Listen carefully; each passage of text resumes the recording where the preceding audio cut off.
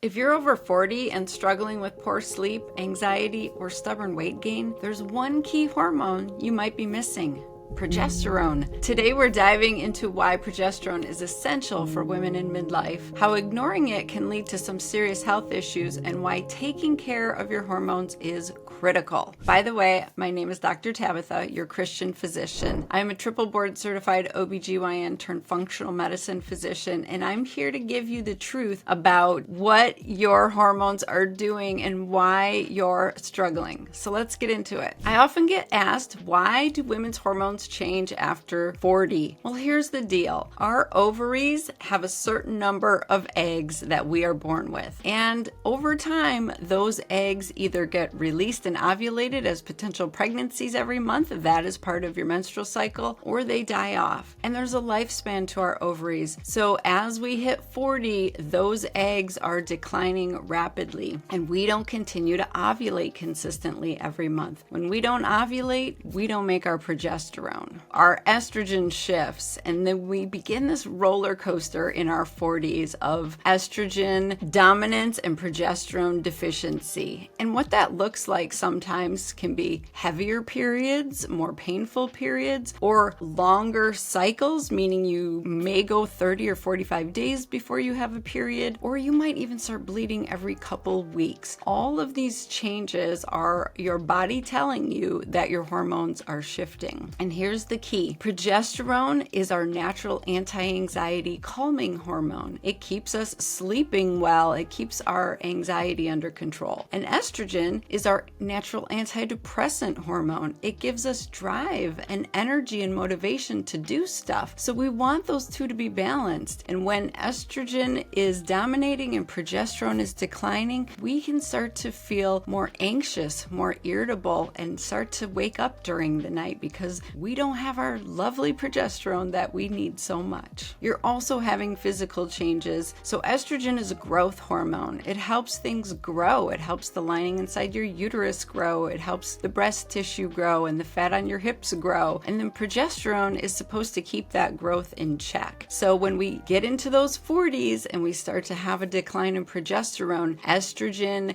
gets out of control. There's no progesterone keeping it in check, and that becomes a real problem. The most common signs of low progesterone are a change in your period. Your period is either not coming on time, it's coming 30 to 45 days, or it's getting heavier. All of those changes can be indicative of not ovulating and therefore not making progesterone. You can also start to gain weight because estrogen can cause weight gain, either in excess or not enough. So if you're seeing weight changes, mood changes, sleep changes, all of the things, in addition to your period changes, you might have a progesterone issue. So how do you reverse low progesterone naturally? I'm going to get into that in just a minute, but before I do, if you're tired of feeling exhausted and out of balance, I've put together a step-by-step guide to help restore your hormones. Click the link in the description to get started today. How do we increase progesterone naturally? Well, there's not a lot of great solutions. There is an herb called chaste tree or vitex, and that can help stimulate progesterone production in the ovary. But I will tell you, if you're not ovulating, if your eggs have expired, essentially, you've run out of healthy eggs to ovulate, you're going to struggle to make progesterone, even using chaste tree or vitex. I have an amazing supplement called Progest Lift. It's usually for women under 45 because you potentially can still make your own progesterone and you just need that natural herbal support. So that's a great supplement to check out. If you're over 45, you might need actual progesterone replacement to feel balanced at this point. And the cool thing is it comes in all varieties. It comes in creams and oils and capsules, and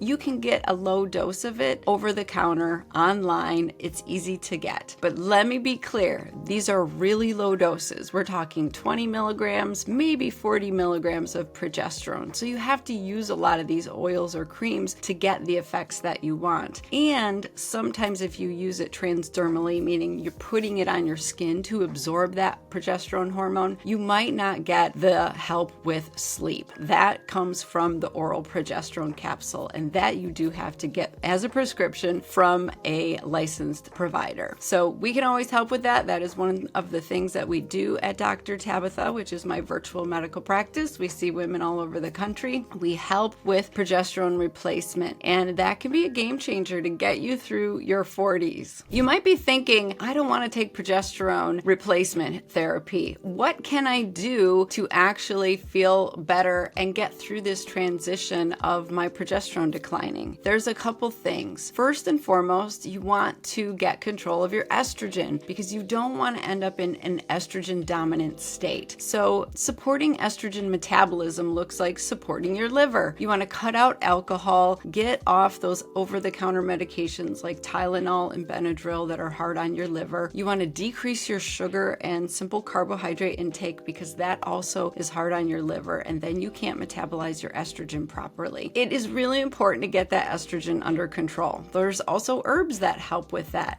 DIM or diindolylmethane can be really helpful, and calcium D-glucarate, which actually affects our gut and helps us not reabsorb estrogen from our gut that we're trying to eliminate. So there's all kinds of ways that you can get control of the estrogen dominance. Stress control is going to be even more profound when it comes to your progesterone deficiency. And why is that? Because we actually use progesterone to make cortisol our stress hormone. So every time you are feeling overwhelmed and stressed about that terrible email that you received, or your boss is asking you to do something that you just feel like you can't do, or your kids are driving you crazy, whatever it is that's driving some excess cortisol production, hey, it could even be something healthy like training for a marathon or planning a wedding or something really exciting. That's all excess cortisol production, and you're using your progesterone to make that cortisol. So you're robbing yourself of your progesterone, and that's making it even lower. So the key is you got to get that cortisol production under control. That by far will help you get through this transition of perimenopause more than anything. And what does that look like? It looks like setting boundaries, using no as a complete sentence. So I love to put my non-negotiables on my calendar. I like to write it down. Exercise, time with the Bible, time with my girlfriends. I put that in as a job, and that way other things don't come in and take its place. And some women feel really selfish when they do that, and I get it. I was there too. As a doctor, it was ingrained in me to put everyone first, to put my patients before me, to put everyone before my own health. But it wasn't sustainable. I burnt myself out completely to the point where I couldn't even get out of bed. So I don't want that for you. You cannot pour from an empty cup. So getting control of that cortisol production looks like self-care, and it is the best way to show everyone else that you love them and care about them, because you can show up as the woman that you really need to be. Now that you understand the power of progesterone, let's talk about another crucial factor in women's health: balancing estrogen the right way. Click here to watch my next video and take the next step in restoring your body.